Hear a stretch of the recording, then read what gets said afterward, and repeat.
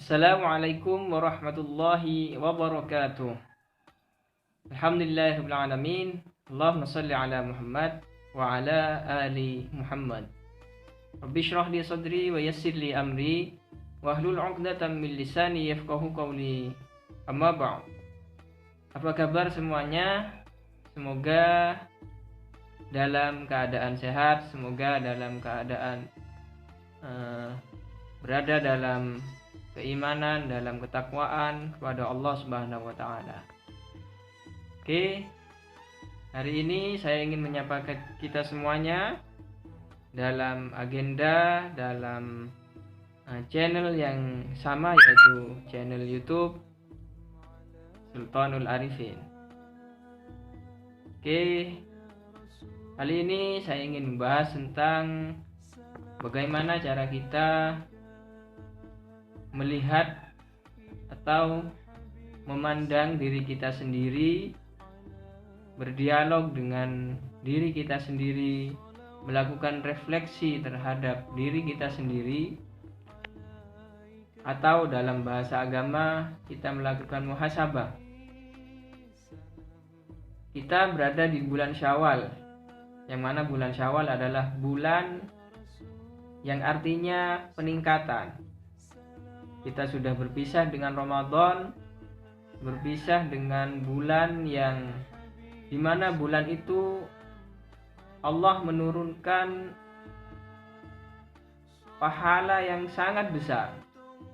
Allah menurunkan Al-Quran, Allah memberikan secara besar-besaran pahala sehingga kita bisa memaksimalkan ibadah di bulan tersebut. Sedangkan sekarang kita berada di bulan Syawal, semoga ibadah-ibadah itu bisa kita tingkatkan di bulan Syawal. Karena hakikatnya Syawal adalah bulan pengingkatan. Ada sebuah kaidah yang bisa kita pakai, yaitu jika tidak bisa melakukan semuanya, maka jangan tinggalkan semuanya. Itu adalah sebuah kaidah yang bisa kita pakai dalam kehidupan kita, dalam keseharian kita, terutama di bulan Syawal ini. Satu contoh ibadah yang mungkin tidak bisa kita lakukan secara maksimal atau tidak bisa kita lakukan semuanya seperti di bulan Ramadan kemarin, maka jangan tinggalkan semuanya. Jika kita bisa tilawah maksimal, misalkan dalam satu hari bisa 3 juz, bisa 5 juz, di bulan Syawal ini kalau kita tidak bisa meningkatkan sampai 10 juz misalkan, ya jangan tinggalkan semuanya. Minimal kita bisa mengambil tilawah dalam satu hari 1 juz. Atau setidaknya kita tidak bisa tilawah misalkan, kita ganti dengan murojaah 1 juz atau setengah juz. Atau menambah hafalan baru, satu hari 1 halaman, setengah halaman, 1 lembar, sesuai dengan kemampuan kita. Demikian pula dengan ibadah yang lain. Misalkan di bulan Ramadan kita maksimal 1 bulan penuh melakukan ibadah sholat tahajud misalkan. Maka di bulan Syawal ini atau di bulan-bulan berikutnya, paling tidak kalau kita tidak bisa melakukan itu selama 30 hari atau selama 1 bulan penuh di bulan Syawal, jangan tinggalkan semuanya. Minimal sepertiganya atau setengahnya atau 2/3-nya. Lakukan semaksimal kita.